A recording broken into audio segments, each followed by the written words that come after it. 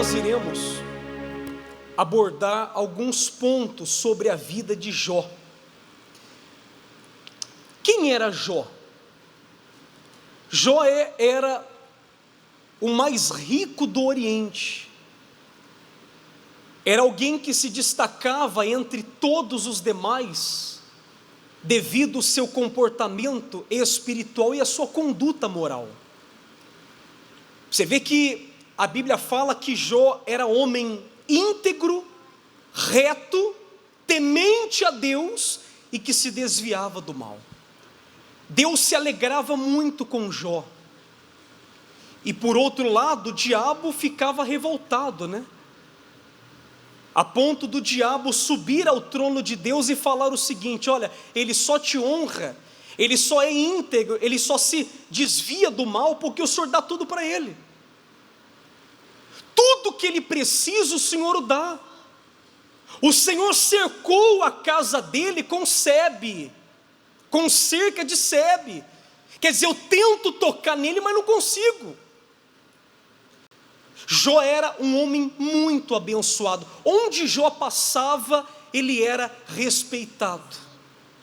As pessoas batiam continência para ele, por ele ser o mais rico daquela terra no Oriente.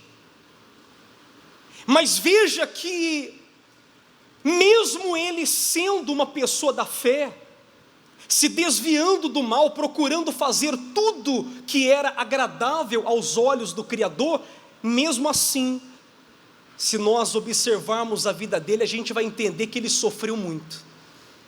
E eu dou o palpite que Jó, como muitos outros pregadores também confirmam isso, e historiadores confirmam que Jó, o sofrimento que Jó teve, nenhum homem é capaz de resistir, se Deus não for com ele. Jó, aonde ele passava, a Bíblia fala que nas praças da cidade, as crianças corriam em busca dele. As pessoas lavavam os pés de Jó com leite.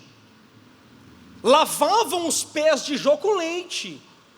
Isso nos dá a entender da grandiosidade de Jó naquela terra. E mesmo ele vivendo integramente, se desviando do mal, sendo uma pessoa justa, agradando o coração de Deus, porque todas as atitudes que Jó ele tomava em cima da vontade de Deus. Jó não fazia nada da sua cabeça. Tudo que Jó fazia, ele consultava a Deus. Tudo que Jó realizava era exclusivamente para a glória do nosso Senhor. E mesmo ele agindo assim, nós conhecemos a história que Jó, de um dia para o outro, ele perdeu tudo. Perdeu filhos, ele perdeu patrimônio, ele perdeu toda a riqueza, ele perdeu a moral, ele perdeu a honra, ele perdeu absolutamente tudo de um dia para o outro.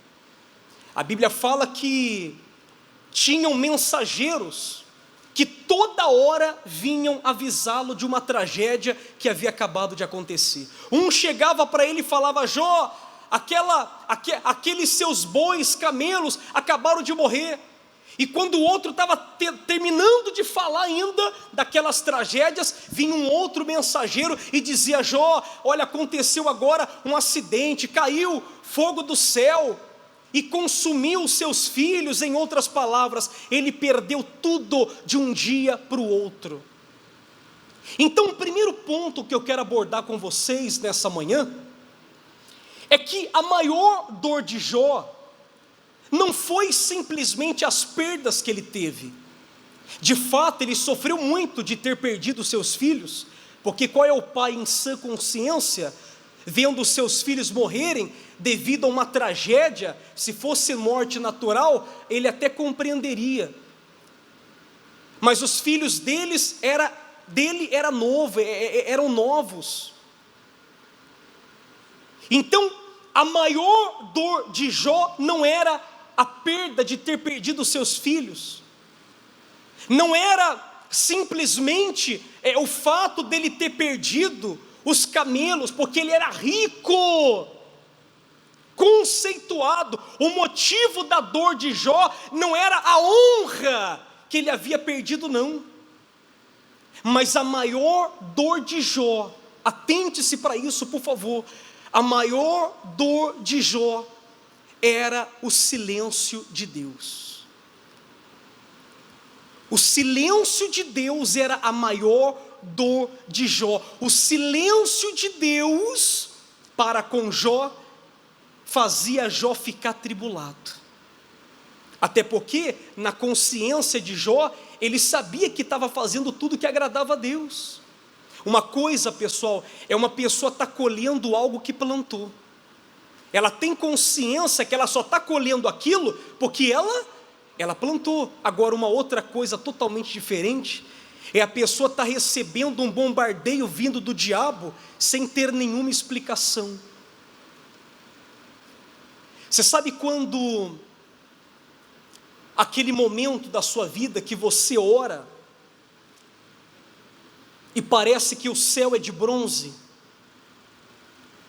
Aquele momento da sua vida que você tenta procurar alguma explicação, o porquê disso, o porquê daquilo outro, e você ora, você chora, você invoca o Todo-Poderoso, às vezes você até faz voto no altar, tentando procurar uma explicação, tentando ouvir a voz de Deus, mas você não ouve. É como se Deus se calasse. É como se Deus ficasse literalmente em silêncio. Era o que Jó estava enfrentando. Então essa era a maior dor dele. E uma coisa que nós temos que entender é que todo ser humano na face dessa terra, se ainda não passou pelo silêncio de Deus, um dia vai passar. Ninguém consegue escapar desse momento, porque é no silêncio de Deus que a gente conhece a si mesmo. É no silêncio de Deus, é quando você ora, você busca uma resposta dos céus e não obtém de imediato. É naquele momento que você demonstra quem você é. O silêncio de Deus, ele vem para a humanidade, para o ser humano, para mostrar quem é de fato quem. Para mostrar quem de fato quem é quem. Então essa era a maior dor dele. Esse é o primeiro ponto que eu quero abordar. A gente sempre fala, né, do sofrimento que Jó teve, que o único consolo dele era um caco de telha. A gente fala do sofrimento de Jó, e muitas das vezes a gente acha que a angústia de Jó era apenas por esses motivos, e não era. A maior dor de Jó era o silêncio do Todo-Poderoso. Aí na sua Bíblia, leia aí comigo, por favor, Jó 23, versículo 1. Olha o que Jó ele diz, ó. Respondeu, porém, Jó: ainda hoje a minha queixa é de um revoltado. Olha para mim, Jó estava literalmente revoltado, indignado, não contra Deus, mas ele estava indignado por clamar e não obter resposta. Ele estava indignado, ele estava revoltado, porque na cabeça de Jó não entrava o ser fiel a um Deus tão grande e estar vivendo aquela situação. Ele não estava compreendendo nada. Então ele diz: hoje a minha causa, a minha queixa é de um revoltado, apesar da minha mão reprimir o meu gemido. Aí ele diz assim, ó: se eu soubesse onde poderia o achar. Se eu soubesse onde poderia o achar, então me achegaria ao seu tribunal, exporia ante ele a minha causa, e encheria a minha boca do quê? Olha para mim, Jó, ele disse consigo mesmo o seguinte: olha, como eu queria saber aonde é o trono de Deus, como eu queria saber aonde é que Deus está, porque eu iria até ele, eu exporia a minha causa para ele e encheria a minha boca de argumento. Em outras palavras, Jó, ele tinha consciência da comunhão dele com quem? Com Deus. Quando você tem quando você tem entendimento da comunhão que você tem com Deus, você não aceita derrota na sua vida.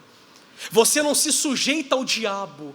Você está vendo o diabo trabalhar, mas você não se sujeita a ele, porque na sua cabeça você entende que você está bem com ele, e porque você está bem com ele, ele está disponível para te abençoar. Então entenda isso, por favor. Talvez o período que você esteja vivendo hoje seja esse. É como eu falei, inclusive lá em Brusque, falei aqui domingo também, acerca da gente não conseguir compreender os planos de Deus. A maior loucura do homem é querer compreender o plano, o agir e a manifestação de Deus. A nossa capacidade intelectual jamais conseguirá compreender os planos e projetos de Deus na nossa vida. Talvez você está enfrentando algo, às vezes não é nem no ministério, mas é na sua família, no seu casamento, eu não sei, saúde e assim sucessivamente. E você diz assim, como isso pode acontecer? Por que isso aconteceu? A gente tem que aprender a confiar em Deus quando Deus está em silêncio, porque é no silêncio de Deus que a gente demonstra quem a gente é. É no silêncio de Deus, é quando as respostas não vêm, que a gente coloca para fora o que está dentro de nós. A sua reação diante a situação que você está vivendo, ela pode fazer toda a diferença na sua vida. Você está vivendo um silêncio, o silêncio de Deus na sua vida, e naquele momento você reage de maneira negativa, agindo por impulso, agindo de cabeça quente, e isso é uma realidade de muitas pessoas hoje em dia, que por enfrentar uma situação e por não entendê-la, o porquê daquilo outro, acaba trocando as mãos pelos pés e agindo de maneira negativa. Aprenda uma coisa, por favor. As emoções são passageiras. Repita comigo, as emoções são passageiras, mas as atitudes são permanentes. As emoções são passageiras, mas a atitude, a reação, o que você planta é por toda a vida. E você sabe por que muitos pregadores, sabe por que muitos que estão dentro de uma igreja, que confessam Jesus como seu Senhor e Salvador, estão vivendo uma vida à mercê a uma situação contrária? Sabe por quê? Porque até hoje não entenderam a importância de confiar em Deus quando Deus está em silêncio. Se você não confia em Deus no momento que Deus está em silêncio, sua vida, em vez de alavancar, ela vai cair de uma vez por todas. Então nunca esqueça disso. As emoções são passageiras. Você está com aquela vontade, o diabo está te incitando, sai da obra, aí você está de cabeça quente por algum motivo, aí você pega e sai, a emoção passa, quando a ficha cai, já é tarde demais. Estou falando alguma besteira aqui? Não é uma realidade que a gente vê no nosso dia a dia? É ou não é? Então, antes de tomar qualquer atitude, pense. E não só pense, repense naquilo. Será que aquilo vai glorificar a Deus? Será que aquilo vai honrar a Deus? Será que aquilo vai exaltar o meu Deus? Será que isso vai ser de acordo com a vontade do meu Criador? Será que é isso que Deus ele tem para mim? Se não for, não tome, não cometa essa atitude, porque a emoção passa, mas a atitude ela é permanente. Diga glória a Deus, bem forte para Jesus, bem forte.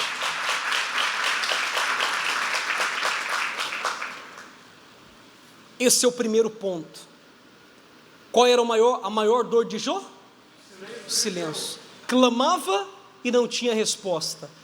Bispo, eu estou vivendo isso. Então é momento de confiar.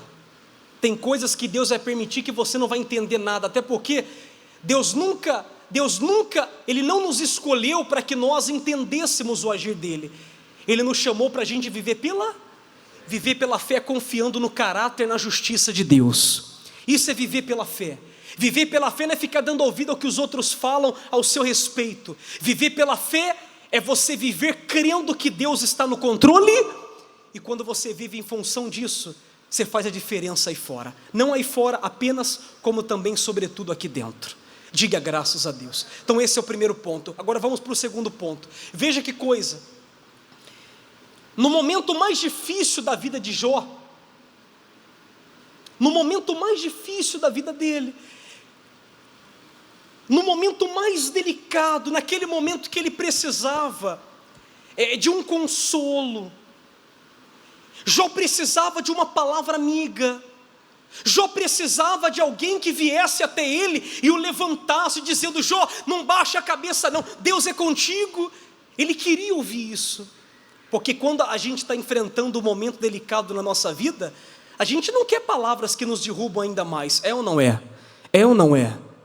A gente quer alguém que chegue para o nosso lado, ou ao nosso lado, e diga assim: levanta a cabeça. No momento delicado, a gente quer ser motivado e não desmotivado. A gente já está no chão, a gente já está caído, a gente já está humilhado, prostrado. A gente está precisando de alguém que nos estenda a mão. E olha o que Jó falou no momento mais delicado da vida dele. Por favor, vai lá no livro de Jó 19, agora versículo 13, por favor. Posso ler? Ele diz assim, olha que coisa interessante, hein? Olha que coisa interessante, ele diz: pois longe de mim há meus irmãos, e os que me conhecem como estranhos se apartaram de mim. Os meus parentes me desampararam, e os meus conhecidos se esqueceram de mim. Os que se abrigam na minha casa e as minhas servas me têm por estranho, e vim a ser estrangeiro aos seus olhos. Chamo o meu criado, o meu empregado, e ele não me responde. Tenho de suplicar-lhe eu mesmo. O meu hálito é intolerável à minha mulher, e pelo mau cheiro sou repugnante aos filhos de minha mãe. Até as crianças me desprezam, e querendo eu levantar-me, zombam de mim. Todos os meus amigos íntimos me abominam, e até os que eu amava se tornaram contra mim. Olha para mim, o que você entende com isso? Coloque atenção aqui, por favor. O que você entende com isso? Sabe o que eu entendo com isso? Eu entendo que quando tudo está bem, as pessoas estarão todo momento te ligando, te servindo, batendo continência para você, dizendo sim senhor bispo, e sim senhor para cá, e estamos juntos para o lado de lá, porque tudo está bem. Você tem alguma coisa para lhes apresentar, para lhes oferecer. Mas o problema maior não é nesse momento. O problema maior é que quando você está em aperto, quando você está humilhado, quando você está vivendo uma turbulência na sua vida, uma situação que pela ótica humana não tem mudança, não tem como mudar, não tem como se solucionar, naquele momento de dor e de sofrimento, assim como Jó lhe disse, os meus amigos íntimos, aqueles que estavam comigo em todo o tempo, que comia na minha mesa, que me rodeava, que me dizia, sim Senhor Jó, lavava os meus pés com leite, esses mesmos amigos, no momento da rebordosa, no momento da tribulação, todos eles se afastaram de mim. Você tem que aprender com respeito a isso. Eu já aprendi isso. Inclusive eu estava falando com o bispo Romério essa semana. Eu falei, bispo Romério, uma coisa que eu aprendi é não se iludir com as continências que eu recebo hoje. Porque eu sei que tudo que hoje falam ao meu respeito é pela posição que eu estou. Porque se eu não estivesse na posição que eu estou, tendo a oportunidade de honrar um, de abençoar o outro, de promover um outro, eu não receberia essas mesmas continências. E Deus me traz ao entendimento que a gente precisa aprender a dar valor à nossa comunhão com Deus. Existem até pastores, obreiros, pessoas que dizem crer na palavra de Deus, mas esses mesmos que dizem crer na palavra de Deus, na sua grande maioria, valorizam mais a amizade terrena do que a amizade com Deus. Dão mais valor a uma amizade que está levando ele, que está levando ela para um beco sem fim, para um buraco sem fim, para um poço sem fundo, do que valorizar aquele que se entregou por nós na cruz do Calvário, e de valorizar aquele que no momento mais difícil da nossa vida, ele estará todos os dias ao nosso lado. Enquanto você não entender isso, Deus nunca vai poder confiar algo grande nas tuas mãos. Graças ao bom Deus eu entendi isso. E sabe como eu aprendi? Não foi com experiências próprias, não. Eu não aprendi isso com experiências próprias.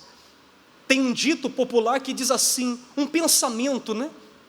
Que diz assim: o inteligente, ele aprende com os seus próprios erros, mas quem é sábio aprende com o erro dos outros.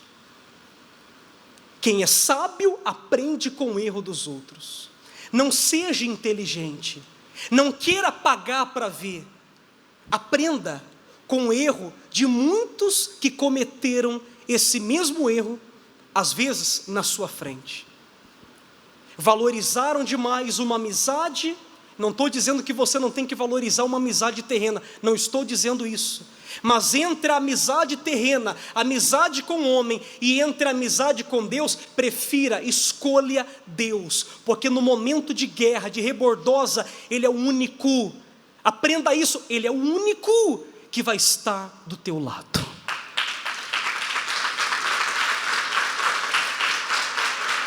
Ele é o único que vai estar do teu lado.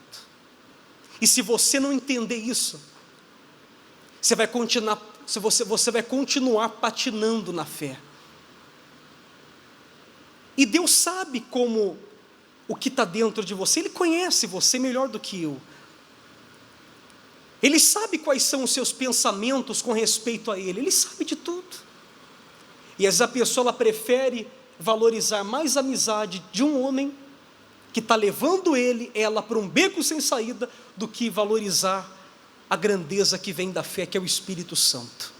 Valorize Deus na sua vida, porque no momento de guerra, no silêncio de Deus, Ele é o único que vai estar contigo. Ele pode não falar nada, mas a presença dEle estará contigo em todo o tempo.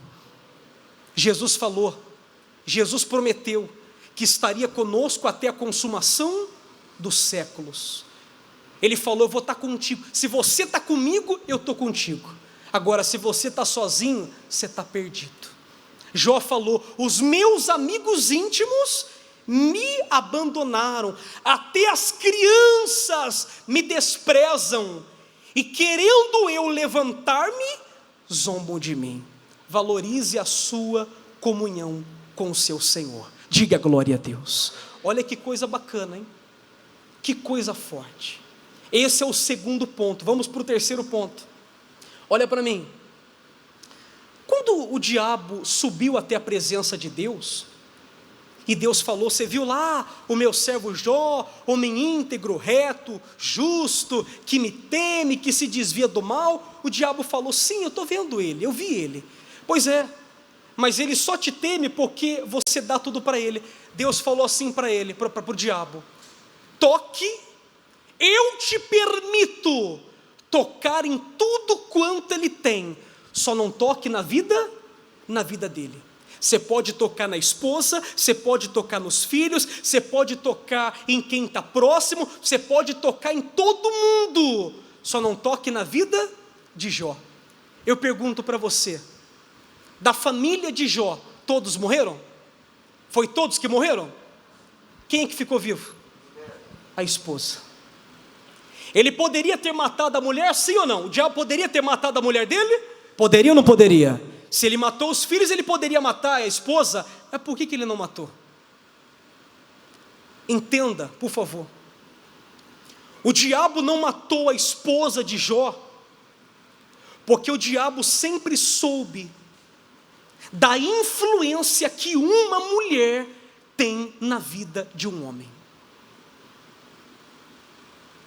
O diabo sempre soube, começando com Adão e Eva. Eu não tô querendo colocar as mulheres lá embaixo, não. Mas o diabo sabe da influência que uma mulher tem na vida de um homem. No Éden, o que aconteceu? Deus falou: não coma disso. Depois que Eva veio à vida, Eva foi enganada pelo diabo. E depois que ela foi enganada pelo diabo, o diabo usou Eva para influenciar Adão, para que ele tocasse aonde não deveria, e os dois se deram mal. Sabe o que eu aprendo com isso? Eu aprendo, mulher, esposa, que quando o marido está mal, passando por uma situação contrária, a mulher, ela tem um papel fundamental de esfriar a cabeça dele, ou colocar mais lenha na fogueira. Estou falando alguma besteira aqui ou não? Estou falando alguma besteira? Isso não é uma realidade? Às vezes a gente vê, o camarada trabalhou a semana toda. Não estou dizendo que a mulher também não trabalhe, não me leve a mal, entenda esse raciocínio, por favor. O camarada chegou em casa com a cabeça desse tamanho, foi cobrado pelo chefe, foi humilhado onde trabalha, está devendo isso, está devendo aquilo, a cabeça dele está cheia, e quando ele chega em casa, a mulher vem e fala assim para ele: cadê isso, cadê aquilo, seu imprestável, não sei que lá. Eu pergunto para você, o que aquela mulher está falando, o que a esposa dele está falando, terá alguma influência contra ele, sim ou não? E como terá? Porque a mulher, ela tem um papel fundamental de influenciar tanto para o bem como também para o mal. E não só a mulher, mas o homem também tem esse papel. Está vendo a mulher desanimada, está vendo a esposa cabisbaixa, pensando em um monte de besteira. O homem que é da fé, o homem que é de Deus, ele também tem esse poder de influenciar aquela mulher, aquela pessoa para o caminho da fé. Levanta a cabeça, a gente vai sair dessa. Tudo isso é uma fase. A gente já passou também por um problema lá atrás, lembre-se disso. A gente passou por um problema muito pior lá atrás, a gente venceu, Deus foi conosco. Então não é essa lutinha que vai nos derrubar. Em outras palavras, influenciar para o lado positivo. Aprenda a usar o poder da influência para levantar e jamais derrubar uma pessoa. Aprenda isso, por favor. Aí o camarada está lá, está desesperado, está sendo perseguido. Aí a mulher fica lá, colocando lenha na fogueira. Eu aprendi uma coisa, que a nossa palavra,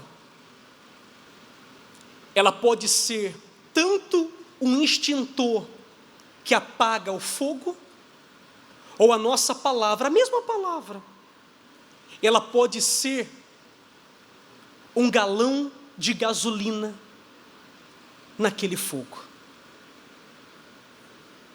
Você entendeu isso?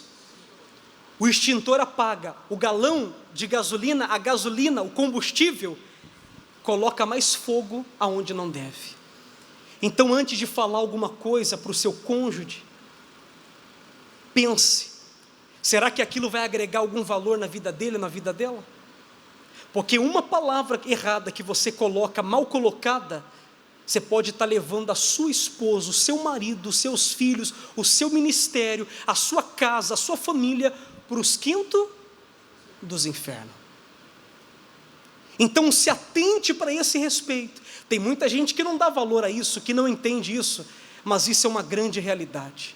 Sua palavra, ela deve ser um extintor para apagar o fogo que já existe.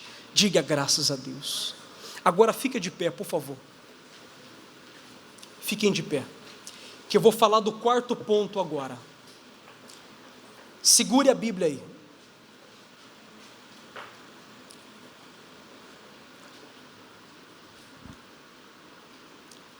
O quarto ponto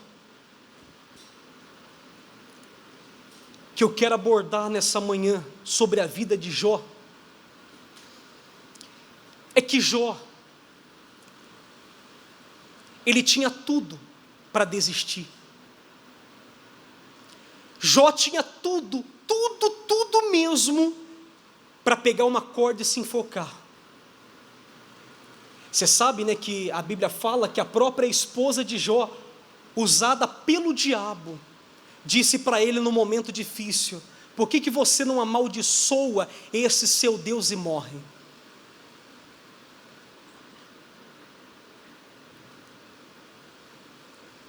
Jó tinha tudo para se matar. A gente vê aí fora, né? Empresários, como na crise de 2008, como também lá na crise dos Estados Unidos, há um tempo atrás, que abalou a economia, tanto da América, como também aqui do Brasil, e do mundo também.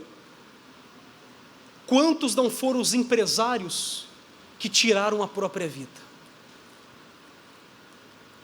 A cobrança é tão grande, que a pessoa não consegue enxergar motivação em nada. Ela não consegue enxergar motivação em nada. Ela não consegue enxergar nenhuma motivação para que ela permaneça e continue avançando. Tudo que passa na cabeça dela é: tire a vida, para o seu caso não tem jeito, não adianta lutar. E quantos não são aqueles que, no auge da dor, acabam cometendo uma loucura? Jó poderia também ter cometido essa loucura. Se Jó tirasse a vida, ninguém iria criticá-lo. Você sabia disso? Eu estou falando das pessoas, tá? Estou falando de Deus, não. As pessoas que presenciavam a situação de Jó, ninguém ia apontar o dedo para ele e falar: você é um fraco, você é um covarde. Até porque todo mundo sabia da luta que Jó estava enfrentando. Se Jó tivesse tirado a própria vida, muitos homens e mulheres, ser humano, não estou falando de Deus, muitos homens diriam assim: se eu tivesse na pele de Jó, eu também teria feito a mesma coisa. A melhor coisa que Jó fez foi tirar a vida, porque a situação dele estava crítica, estava caótica, não tinha nenhuma possibilidade de mudança ou de reversão. E eu me peguei a pensar, da onde é que vinha a motivação de Jó? O que motivava Jó? Qual era a motivação de Jó? Será que a motivação dele era resultado? Se fosse resultado, ele estaria perdido, porque naquele momento de dor ele não tinha resultado nenhum, apenas resultados negativos. O que motivava Jó? Olha o que Jó ele disse aqui, ó. E é isso que você tem que entender. Quando você não entender isso, você vai se dar mal. Jó 19, 25, por favor. O que está escrito aí? Porque eu sei que o meu Redentor vive e por fim se levantará. Olha para mim. Em meio àquela tempestade que parecia não ter fim, o que motivava Jó a permanecer na fé, a não abandonar a sua integridade, a sua comunhão, a sua vida com o Altíssimo, era que Jó entendia que Deus estava de olho. Ele não estava respondendo à oração, mas ele entendia que que Deus estava como? De olho naquela situação. E chegaria um momento que Deus se levantaria do seu trono, estenderia o seu martelo e faria justiça em toda a sua vida. Essa era a motivação de Jó. Ele sabia que Deus era com ele. Ele estava vivendo um momento delicado, ele não estava entendendo nada, mas no fundo, ele sabia que o Redentor dele, que o Salvador dele, que o Juiz de todo o universo, logo se levantaria e bateria o quê? E bateria o seu martelo. Essa tem que ser a sua motivação. A nossa motivação tem que ser a palavra de Deus. É o que Deus prometeu, é o que Deus falou, é o que Deus disse ao nosso respeito que faria. Essa tem que ser a nossa motivação. Enquanto a sua motivação for uma promessa humana, você está perdido. Enquanto a sua motivação for alguma pessoa, você está perdido, porque quando aquela pessoa morrer, você morre junto. Enquanto a sua motivação for coisas ou pessoas, você está perdido. Mas no momento que você entender, no momento que você reconhecer e trazer isso para a sua vida, espera lá, minha motivação foi o Deus que me chamou, foi o Deus que me escolheu. Aí, meu amigo, você vai começar a fazer a diferença em tudo aquilo que você colocar a mão. Bem forte para Jesus.